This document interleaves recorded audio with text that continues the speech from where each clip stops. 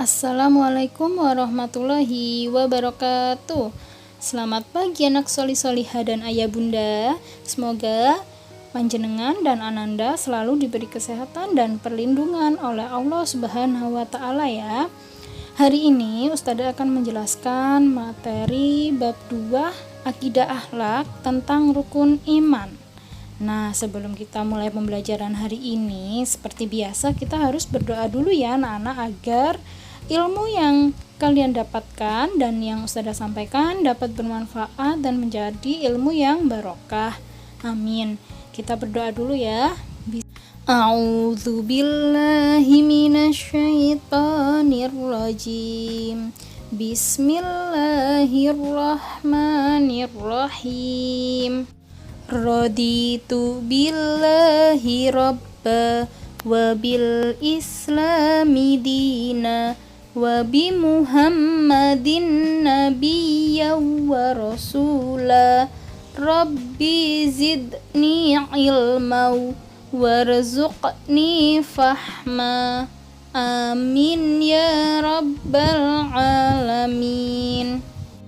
Semoga ilmu yang akan Ustazah sampaikan menjadi ilmu yang barokah untuk anak-anak ya. Amin amin ya rabbal alamin. Hari ini Ustazah akan menyampaikan tentang rukun iman. Sebelumnya Ustazah akan menjelaskan apa arti rukun. Rukun adalah dasar atau fondasi ya anak-anak. Jadi kalau dalam sebuah rumah itu ada fondasinya ketika akan membangun atau dasarnya. Dasar itu harus kuat anak-anak. Supaya apa? Supaya tidak roboh rumahnya. Begitupun dengan rukun. Ya, rukun yang kita miliki harus kokoh juga. Nah, iman itu artinya yakin atau percaya. Kalau kita beriman artinya kita juga percaya.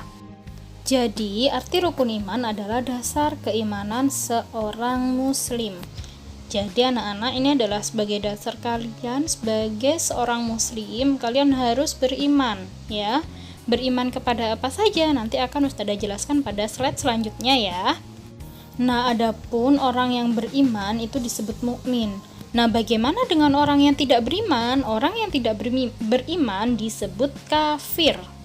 Nah, anak-anak, sebagai orang muslim berarti kita orang yang beriman ya. Kita mempercayai Allah, mempercayai Al-Quran, malaikat, nabi dan rasul, hari kiamat, serta takdir Allah atau yang disebut qada dan qadar. Nah, anak-anak, rukun iman itu ada 6 ya anak-anak. Yang pertama ada iman kepada Allah, yang kedua iman kepada malaikat, yang ketiga iman kepada kitab, yang keempat, iman kepada nabi dan rasul. Yang kelima, iman kepada hari kiamat. Dan yang terakhir, iman kepada qada dan qadar atau takdir Allah. Nah, anak-anak harus hafal ini ya. Rukun iman itu ada 6 dan harus urut. Kemudian, apa sih iman kepada Allah itu? Namanya iman itu berarti percaya. Beriman kepada Allah Subhanahu wa ta'ala berarti artinya percaya adanya Allah Subhanahu wa ta'ala. Apa buktinya adanya Allah Subhanahu wa ta'ala? Ada bahwa Allah pencipta dunia dan seisinya. Adanya dunia ini dan seisinya itu membuktikan bahwa Allah itu ada ya anak-anak. Jadi rukun iman kepada Allah yang pertama ini adalah yang paling utama. Kita percaya bahwa Allah itu ada dan berkuasa di muka bumi ini. Kemudian yang kedua adalah iman kepada malaikat.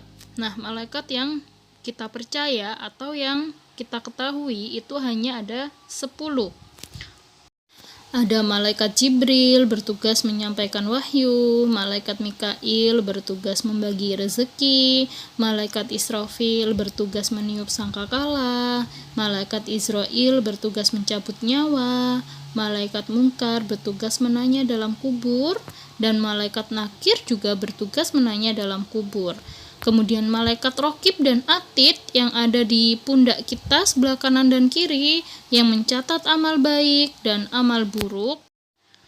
Kemudian ada malaikat Malik bertugas menjaga pintu neraka. Dan yang terakhir ada malaikat Ridwan bertugas menjaga pintu surga. Malaikat ini adalah makhluk Allah yang paling taat dan patuh kepada Allah, serta penciptaan malaikat ini tercipta dari cahaya dan nur. Selanjutnya yang ketiga ada iman kepada kitab. Nah, Allah itu menurunkan 4 kitab kepada masing-masing nabi. Yang pertama adalah kitab Taurat diturunkan kepada Nabi Musa alaihi salam. Kedua, kitab Injil diturunkan kepada Nabi Isa alaihissalam. Ketiga, kitab Zabur diturunkan kepada Nabi Daud alaihi salam. Dan yang terakhir, kitab Al-Quran diturunkan kepada Nabi Muhammad Shallallahu alaihi wasallam. Al-Quran ini sendiri anak-anak merupakan kitab umat muslim ya. Nah, kitab umat muslim ini Al-Quran diturunkan Nabi Muhammad Shallallahu alaihi wasallam agar menjadi pedoman hidup dan petunjuk hidup. Turunnya Al-Quran ini sendiri berangsur-angsur anak-anak, tidak sekali turun ya. Jadi turunnya kitab Al-Quran ini selama 22 tahun, 2 bulan, dan 22 hari. Hampir 23 tahun ya anak-anak. Dan pertama kali turun itu pada tanggal 17 Ramadan. Makanya ketika 17 Ramadan itu ada namanya Nuzulul Quran, hari atau malam turunnya Al-Quran. Jadi anak-anak jangan lupa selalu membaca Al-Quran ya, karena ini adalah pedoman hidup kita dan kita harus mengamalkan apa isi di Al-Quran agar hidup kita selamat di dunia dan di akhirat. Kemudian yang keempat ada iman kepada Nabi dan Rasul. Sebenarnya Nabi dan Rasul itu ada banyak anak-anak, namun yang wajib kita imani itu ada 25 Nabi. Nah, apa sih Nabi itu? Nabi adalah manusia pilihan Allah Subhanahu wa Ta'ala yang mendapat tugas menyampaikan wahyu untuk dirinya sendiri dan tidak wajib menyampaikan kepada umatnya. Dan ini berbeda ya dengan Rasul. Kalau Rasul itu adalah manusia pilihan Allah Subhanahu wa Ta'ala yang mendapat tugas menyampaikan wahyu untuk dirinya sendiri dan wajib menyampaikan kepada umatnya. Wahyu merupakan petunjuk dari Allah yang disampaikan kepada Nabi dan Rasul ya. Berikut ini nama-nama 25 Nabi dan Rasul ya anak-anak. Ada Nabi Adam, Idris, Nuh, Hud, Soleh, Ibrahim, Lut, Ismail, Ishak, Yakub, Yusuf, Ayub, Su'aib, Musa, Harun, Yulkifli, Daud, Sulaiman, Ilyas, Ilyasa, Yunus, Zakaria, Yahya, Isa, dan yang terakhir Nabi Muhammad Shallallahu alaihi wasallam yang menjadi nabi terakhir ya. Dan semoga kita akan mendapatkan syafaat Nabi Muhammad Shallallahu alaihi wasallam di akhir zaman nanti ya, ketika kita sudah di alam barzah. Amin amin ya rabbal alamin. Yang kelima adalah iman kepada hari kiamat. Hari kiamat itu adalah hari berakhirnya kehidupan di dunia ini anak-anak. Jadi hari kiamat itu seluruh isi dunia ini hancur binasa dan berganti ke alam yang selanjutnya, yaitu alam barzah. Kiamat itu ada dua anak-anak, kiamat sugro dan kiamat kubro. Kiamat sugro merupakan kiamat kecil, sedangkan kiamat kubro itu adalah kiamat besar, yang artinya seluruh kehidupan di muka bumi ini akan sirna dan hancur. Nah, apa saja tanda-tanda kiamat kubro dan kiamat sugro? Berikut ini akan Ustazah jelaskan ya. Kiamat sugro itu berarti berakhirnya kehidupan seorang hamba atau secara individu sendirian maupun berkelompok. Tanda-tanda yang pertama kiamat sugro adalah meninggalnya seseorang ya. Kalau seseorang meninggal berarti orang itu telah mengalami kiamat sugro ya anak-anak. Kemudian yang kedua terjadinya banyak bencana. Nah, sekarang banyak sekali bencana ya anak-anak. Oleh sebab itu kita harus perbanyak mengingat Allah dan memohon ampun kepada Allah agar kita selalu dilindungi oleh Allah Subhanahu wa Ta'ala. Selanjutnya, semakin banyaknya kejahatan di muka bumi ini, pembunuhan, perjudian, perampokan, dan lain-lain. Selanjutnya, tanda-tanda kiamat kubro atau kiamat besar. Yang pertama adalah matahari terbit dari arah barat. Biasanya matahari itu kan terbit dari arah timur anak-anak, namun pada hari kiamat itu matahari terbit dari arah barat. Kemudian keluarnya Ma'juj dan Ya'juj. Kemudian muncul kabut selama 40 hari, keluarnya Dajjal, dan ada beberapa tanda lainnya ya anak-anak. Dan untuk hari kiamat kubro ini hanya Allah Subhanahu wa Ta'ala yang tahu kapan datangnya kiamat kubro.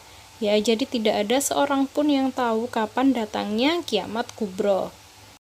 Jadi anak-anak, jika ada yang meramal kapan datangnya hari kiamat kubro itu, kalian tidak boleh percaya ya anak-anak, karena yang tahu kapan datangnya hari kiamat itu hanya Allah Subhanahu wa Ta'ala. Selanjutnya ada iman kepada qada dan qadar. Nah, ini iman yang ke-6 ya anak-anak. Nah, apa sih qada dan qadar itu? Qada adalah ketetapan Allah Subhanahu wa Ta'ala, baik berupa penciptaan, perubahan, peniadaan, dan perubahan terhadap sesuatu. Contoh qada itu adalah kepandaian nasib. Nah, kepandaian ini bisa dirubah anak-anak. Dengan cara apa? Dengan cara kalian lebih rajin belajar, akan lebih pandai. Jadi kalau qada ini bisa dirubah dengan usaha atau ikhtiar dan doa. Dan nasib, contoh kalian dinasibkan tidak beruntung ya, tapi dengan kalian usaha, doa, bekerja keras, kalian bisa jadi orang sukses dan orang yang berada. Nah, itu contoh qada ya. Berbeda dengan qadar, qadar adalah kepastian yang telah ditentukan Allah Subhanahu wa Ta'ala sejak zaman azali atau zaman saat kalian masih dalam kandungan. Contoh qadar adalah jenis kelamin, jodoh, dan ajal atau kematian. Jadi untuk ketiga ini tidak dapat dirubah ya anak-anak, karena ini sudah kepastian yang tertulis di Lauhul Mahfuz. Oleh sebab itu anak-anak, apapun yang sudah dituliskan oleh Allah Subhanahu wa Ta'ala, kita harus selalu berprasangka baik ya. Sekian dulu anak-anak penjelasan dari Ustadzah. Kurang lebihnya Ustadzah mohon maaf, dan semoga bermanfaat untuk anak-anak sekalian. Ustadzah akhiri, jazakumullahu khairan. Wassalamualaikum warahmatullahi wabarakatuh.